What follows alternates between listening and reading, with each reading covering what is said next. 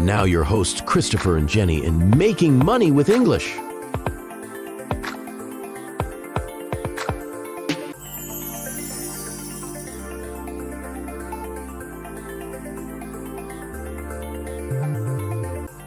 Well, folks, seems like the Supreme Court just dropped a real bombshell ruling against TikTok, huh? Yeah, that's right. Their appeal to overturn that ban totally failed. And by this Sunday, the app, could start disappearing from our phones. No more new downloads, no updates. Right. And eventually it might just stop working altogether. Yeah, and this really, I think, shows this growing tension that we're seeing, more and more these days, right, between national security and individual liberties in our digital age. It's a complex situation. It really is. And it has far-reaching implications, and, it's just moving so fast, Yeah. So for those of you who haven't been totally glued to this story, let's break down why this is happening.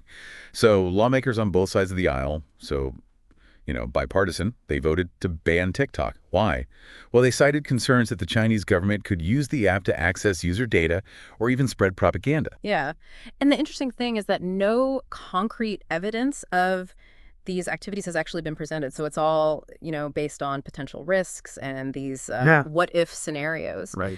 which makes it tricky, right, to navigate, because we're essentially trying to balance this theoretical threat against a very real impact that this ban will have on millions of Americans who use TikTok every single day. Absolutely. And speaking of impact, remember last year when the ban was first announced, we saw those protests all across the country. Yeah. People were highlighting how TikTok has become, deeply ingrained in American culture. Yeah. And for a lot of people, it's not just an app for entertainment. It's a platform for business, a source of income. Right. It's a way to connect with friends, and even a primary source of news for some. Yeah, that's a crucial point. This ban isn't just about restricting access to an app, right? It's about potentially silencing voices, disrupting communities, and impacting livelihoods. It raises some pretty big questions about, what's the future of the internet itself, right? Yeah. Are we heading towards a more fragmented digital world where national borders dictate what we can and cannot access online? Think about that. And then, of course, we have to factor in the Trump wildcard, right? Oh, yeah. He was initially a vocal supporter of the ban, and then, he seemingly warmed up to TikTok, even going so far as to invite the CEO to his inauguration. Right. There was even talk of him, seeking workarounds to avoid enforcing the ban, like encouraging a sale to a U.S. company. Right. And a sale to a U.S. company has been a recurring suggestion, but TikTok has pushed back against that idea. I don't want to sell. They made it clear. And so now this whole situation just lands in President-elect Biden's lap, just days before he takes office. Talk about inheriting a hot potato, right? He's going to have to make some tough decisions about how to move forward. Mm-hmm. You've got the national security concerns, the economic impact, the free speech arguments, Right. and, the needs of millions of American TikTok users. It's a complex balancing act. And I think, I think the whole world is watching to see how this unfolds, because the outcome of this situation, it could have far-reaching consequences, setting a precedent for how foreign tech companies are regulated in the future and potentially impacting U.S.-China relations even further. This is definitely a story that's going to continue to develop. And if you want to stay informed, you can subscribe to the Making Money with English channel for updates and in-depth analysis on this evolving situation. But for now, let's dive a little deeper into the potential ramifications of this ban, starting with the economic impact. Yeah. The potential economic fallout from this ban, it's significant. We're not just talking about, TikTok's revenue stream, right? But the whole ecosystem that's been built around it. You got the creators who rely on the platform for income, the businesses that use it for marketing, and the wider advertising industry. They've invested a lot in TikTok's reach. It's like this ripple effect, hitting various sectors of the economy. And for some creators, this isn't just a side hustle. This is their primary source of income. Last year we heard stories of people quitting their jobs to become full-time TikTokers. Yeah, I remember that. They built businesses, brands, entire communities all around this platform. And now they're facing the possibility of losing it all, right? It's the uncertainty. Yeah. It has to be incredibly stressful for them. And it really highlights that precarious nature, I guess, of building a career on a platform that's subject to such volatile political winds. Yeah. It also raises questions about, the power dynamics at play here. these creators, a lot of them, I mean, many of them are young adults. Right. They pour their time, their energy, their creativity into building something on TikTok. And now a decision made in Washington could potentially wipe it all away. Yeah, this situation, I think, really underscores the need for greater transparency and dialogue. Hey, thanks for being here with Making Money with English. Don't forget to hit that subscribe button to stay updated. Now, let's get back to the podcast.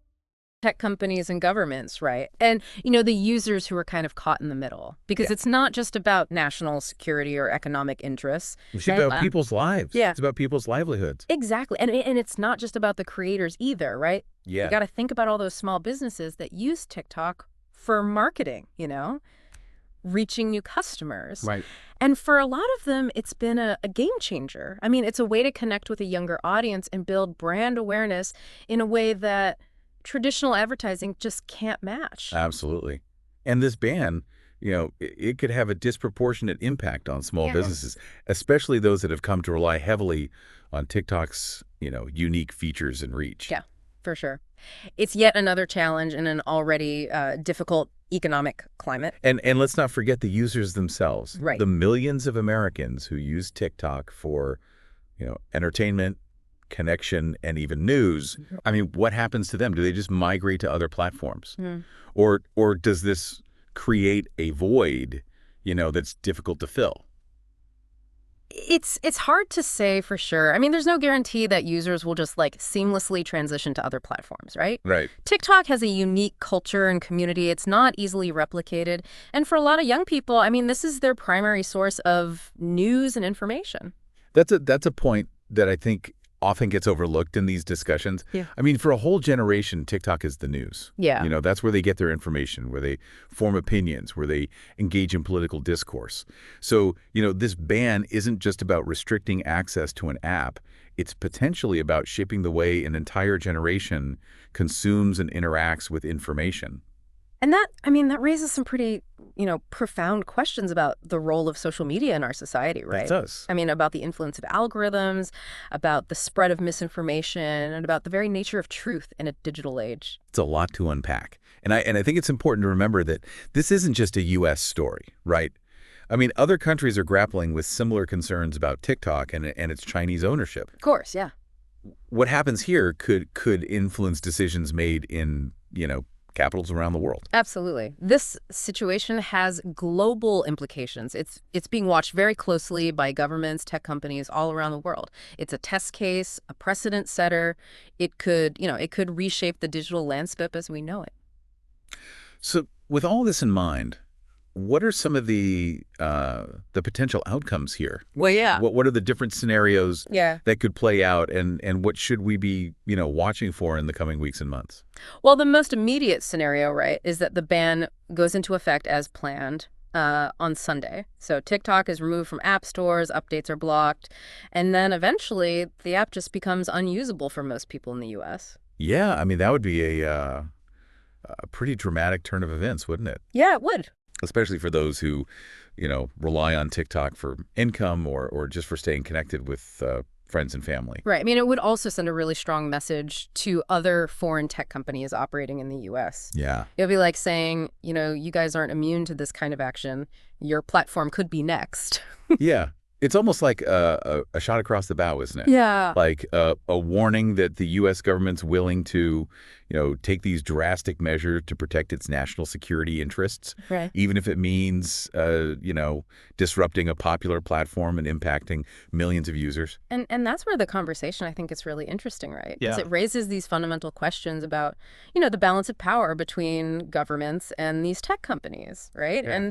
And the limits of free speech in the digital age, and even the nature of the internet itself. Right. I mean, is the internet a truly global space, or are we moving toward this more fragmented world? This balkanized world where national borders dictate what we can access and what information we're allowed to consume.